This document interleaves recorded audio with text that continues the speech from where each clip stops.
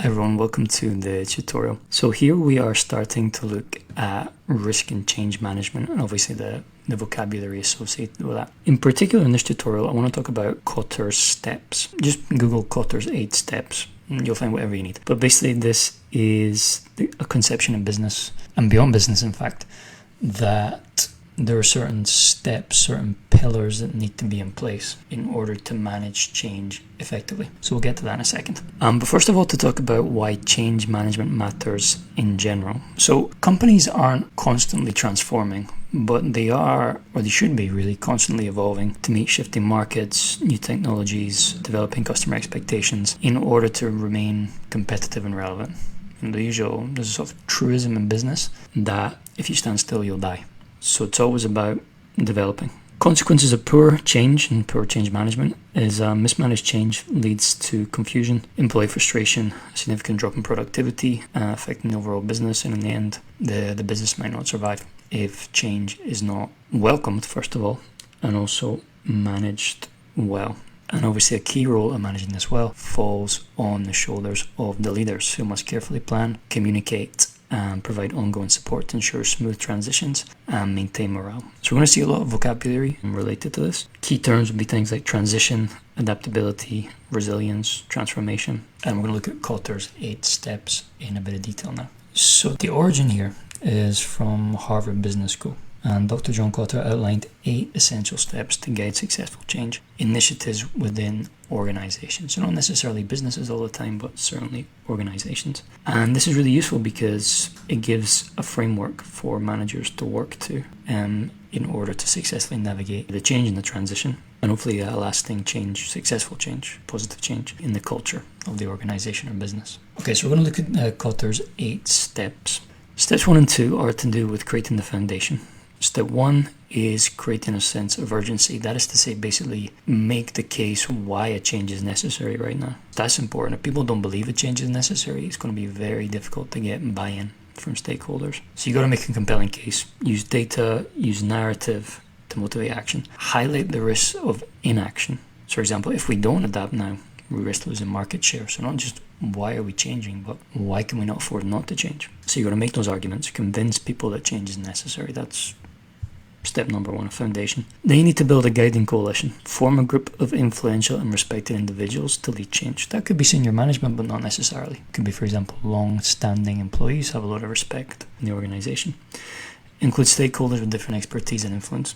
Focus on coalition building and advocacy to drive momentum. Key vocabulary here: coalition, influence, stakeholder, advocate. The verb can be a verb or a noun. We can talk about an advocate, which is someone in favor of something, or advocate, the verb, just to argue in favor of something. Steps 3 and 4 are about defining and communicating the vision. So once you have convinced people that change is necessary, okay, precisely what is that change going to look like? So you want to define a clear picture of the future state after change. We aim to become a fully digital organization within 18 months.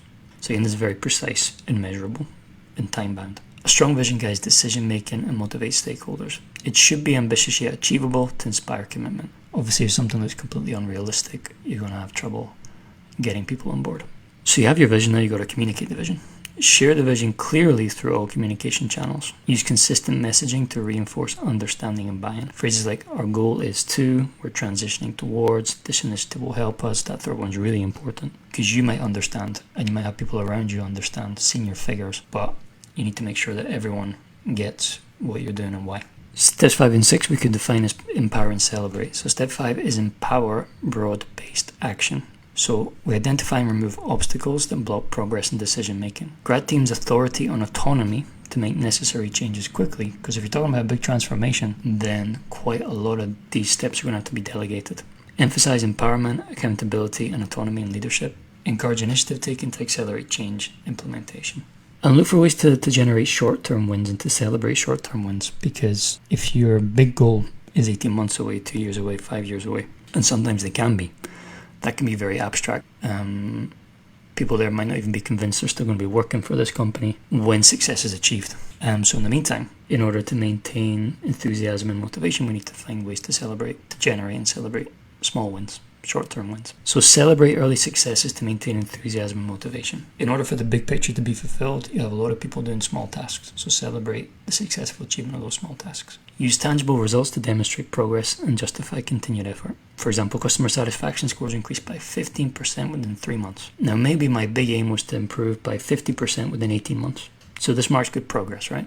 And that's worth celebrating. Recognize contributions publicly to reinforce commitment and momentum. People like to know when they've done well. And then you got to sustain the change. So step 7 is consolidate gains and produce more change. Continuously improve by building on early successes to maintain momentum. Avoid slipping back into old habits by reinforcing new behaviors regularly. Use feedback and data to identify areas for further change and innovation. Encourage a mindset of ongoing development and adaptability within teams. And then finally, anchor new approaches in the culture. You're doing things a different way now. Things are not the same as they were before. We have to make sure that is in with the bricks now, part of our foundation moving forward long term. Integrate new behaviors and values into everyday work practices and company policies. Make changes part of the organization's identity and core values. For example, innovation goals are now included in every employee review to reinforce commitment. Ensure leaders model new behaviors to embed change deeply and consistently. The leaders have to set the tone, set the example when we are talking about change, especially substantial change and transformation. Why is all this necessary? Well, because you're quite likely to, at different points in different ways, rub up against resistance to change. And resistance to change can be very rational and come from a common sense position. So you have to work hard to overcome the reluctance sometimes. Often people are a bit worried because they're worried about the unknown, what we call fear of the unknown. People often resist change because they are uncertain about the future and worry about potential negative outcomes. So for example, if 80% of our customer support is now going to be AI, am I still going to have a job if I work in customer support? So you'd have to make people confident that they were not acting against their own best interest. Loss of control. Change can make individuals feel helpless or powerless, leading to resistance as they try to maintain control over their work and environment. So if you think of someone who has worked in a business and has done the same job in more or less the same way for the last 10 or 15 years and enjoys having that level of competence, if you're going to pull that away from them, they're going to get worried. Lack of trust in leadership, which we hope to avoid, hopefully, but it can be the case. When employees doubt leadership's intentions or ability to manage change well, they are more likely to resist. This is why it's really important to have a realistic goal, because otherwise you're going to undermine your credibility immediately. Poor communication. If communication is unclear or inconsistent, if the information is not consistent, that can create confusion, anxiety, can create a vacuum where communication should be, and that can increase anxiety, pushback, hesitation among staff. They just don't know what's happening, much less why it's happening. Past negative experiences can play a part.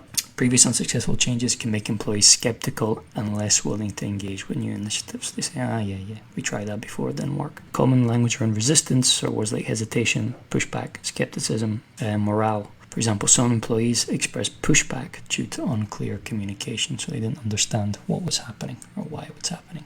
So how do we respond to resistance? You got to use all these tools that we've been looking at through the course. Your empathy, your active listening. I understand your concern. Let's discuss how this will affect your role. Because ultimately when people are anxious, 9 times out of 10 what they're worried about is their job more than anything else. So you want to put people's mind at ease. Show also that you value the feedback, that you would want and like and need feedback, because quite often leaders have a certain idea, but they might not be fully aware of the reality, the sort of day-to-day reality of those who are on the front line, let's say. So it can be very valuable to get this feedback, and you should be positive about it. We value your feedback and want you involved in the process. Clarifying intentions. The goal is to improve efficiency, not to replace jobs.